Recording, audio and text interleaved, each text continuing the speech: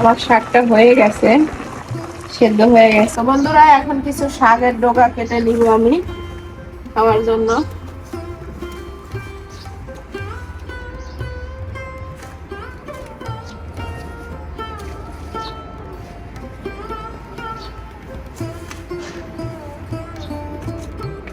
Hello everyone, কেমন আছেন সবাই? আজকে আমি রান্না করে দেখাবো কোনো মাছ ছাড়াই লাউ শাকের ঝোল আলু দিয়ে। তো আমি লাউ শাক আর লাউ শাকের সাথে আলু কেটে নিছি। তো লাউ শাকের ডাঁটা আর আলু আমি একসাথে রাখছি আর শাক একসাথে রাখছি, কারণ একসাথে দুটোটা দিলে সেদ্ধ হয় না।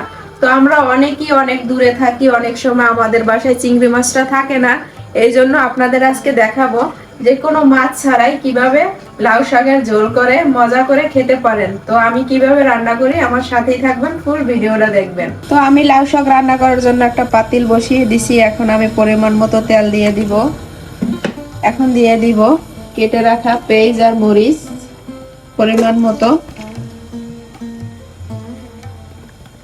তো আমি পরিমাণ মতো পেঁয়াজ আর মরিচ দিয়ে দিলাম। এখন দিয়ে দিব স্বাদ মতো লবণ। আমি এইগুলো ভালো করে ভেজে নিব। আর আমি মশলা দিব না বেশি, কারণ লাউ শাকে বেশি মশলা দিলে খেতে ভালো লাগে না। কারণ পেঁয়াজগুলো ভেজে নিব যতক্ষণ না পেঁয়াজ থেকে কাঁচা গন্ধটা না যায়। তো বন্ধুরা পেঁয়াজটা আমি ভালো করে ভেজে নিচ্ছি। এখন আমি মশলা কষানোর জন্য অল্প করে পানি দিয়ে দিলাম। আর দিয়ে দিব পরিমাণ মতো আদা রসুন পেস্ট।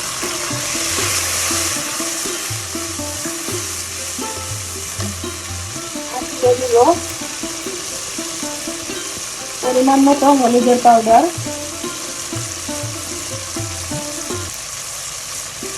আর দিয়ে দিব মরিচের পাউডার পরিমাণ মতো। আমি আর কোনো মশলা দিব না।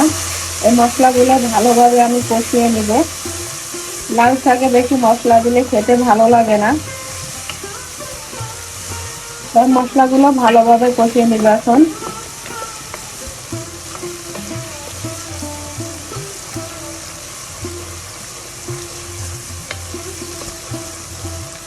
বন্ধুরা দেখেন মশলা থেকে তেল ছেড়ে দিছে। এখন আমি দিয়ে দিব লাউ শাকের ডাঁটা আর আলু। লাউ শাকের ডাঁটা আর আলু দিয়ে আমি ভালোভাবে কষিয়ে নিব, কারণ লাউ শাকের ডাঁটাটা সেদ্ধ হইতে একটু টাইম লাগে আর লাউ শাক সেদ্ধ হইতে টাইম লাগে না। এই জন্য আগে আমি ডাঁটাগুলো দিয়ে একটু কষিয়ে নিব। এখন আমি 2 মিনিটের জন্য ঢাকনা দিয়ে দিব, ঢাকনা দিয়ে কষিয়ে নিব। তো বন্ধুরা আমি এখন ঢাকনা খুলে দেখে নেব। দেখেন আমার লাউ ডগাগুলো সেদ্ধ হয়ে গেছে, ডাঁটাগুলো আর আলুটা সেদ্ধ হয়ে গেছে। তো আমি ভালোভাবে কষিয়ে নিচ্ছি। এখন আমি দিয়ে দিব লাউ শাক। আর বন্ধুরা আমি লাউ শাক রান্নায় পানি দেই না, আমি পানি ছাড়াই লাউ শাকটা রান্না করব। আমি দিয়ে দিলাম লাউ শাক। এই লাউ শাক থেকে যে পানি উঠবে ওই পানি দিয়ে আমার লাউ শাকটা রান্না হয়ে যাবে। আমি লাউ শাকটা দিয়ে 2-3 মিনিটের জন্য ঢাকনা দিয়ে দিব। তো বন্ধুরা আমি এখন ঢাকনা খুলে লাউ শাকটা সবকিছুর সাথে মিশিয়ে দিব। আর দেখেন দেওয়ার সাথে সাথে আমার শাকটা সেদ্ধ হয়ে গেছে। আর লাউ শাক আপনারা বেশি জাল দিবেন না, বেশি জাল দিলে লাউ শাকটা টক হয়ে যায়। তো আমি আর সবকিছুর সাথে মিশিয়ে 2-3 মিনিট জাল দিব, পরে আমার লাউ শাকটা হয়ে যাবে। আর বন্ধুরা এইভাবে লাউ শাক রান্না করলে কিন্তু খেতে অসাধারণ লাগে। যারা মাছ না খান বা চিংড়ি মাছে অ্যালার্জি, এভাবে রান্না করতে পারেন বা ভাজি করতে পারেন। লাউ শাকের অনেক রকম রেসিপি আছে, যদি আপনারা কেউ দেখতে চান তাহলে আমাকে জানাবেন, আমি রান্না করে আপনাদের সাথে শেয়ার করব। আর আমার ভিডিওটা আপনাদের কাছে কেমন লাগে সবাই জানাবেন। তো আমি আবারও 1-2 মিনিটের জন্য ঢাকনা দিয়ে দিব। আর আমি পানি দেই না, দেখেন লাউ শাক থেকে যে পানিটা উঠছে আমার লাউ শাকটা রান্না হয়ে যাবে। তো আমি 2 মিনিটের জন্য আবারও ঢাকনা দিয়ে দিলাম। তো বন্ধুরা ফিরে আসলাম 2 মিনিট পরে।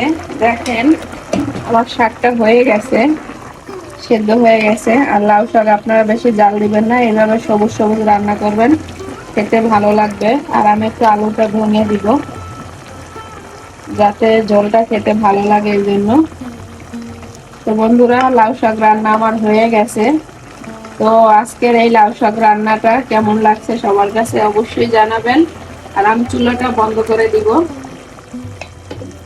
তো দেখেন লাউ শাকটা কিন্তু বন্ধুরা অসাধারণ হয়েছে। যারা মাছ খেতে পছন্দ করেন না তারা এইভাবে রান্না করবেন। আর লাউ শাকের অনেক ভাবে রান্না করা যায় মাছ ছাড়া। তো আপনারা যদি কেউ দেখতে চান আমাকে কমেন্ট করে জানাবেন। তো কে কোথা থেকে ভিডিওটা দেখছেন অবশ্যই জানাবেন। আর সবাই আমার চ্যানেলটা সাবস্ক্রাইব করবেন। আজকে এই পর্যন্তই, সবাই ভালো থাকবেন, সুস্থ থাকবেন, আল্লাহ হাফেজ।